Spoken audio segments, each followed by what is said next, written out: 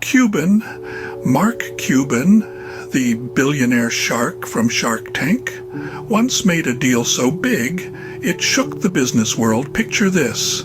It's the late 90s. The dot-com boom is in full swing.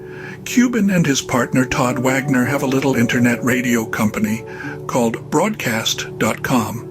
Their idea? Streaming audio over the internet. Innovative, huh? Well, Yahoo thought so too. They saw the potential and decided to buy Broadcast.com. The price tag? A whopping $5.7 billion. That's billion with a B. This deal catapulted Cuban into the billionaires club, and the rest, as they say, is history. So next time you're streaming your favorite podcast, spare a thought for Mark Cuban and his groundbreaking deal. Tune in again for more bite-sized business tales. Starkey Shorts, Jacques Entrepreneur.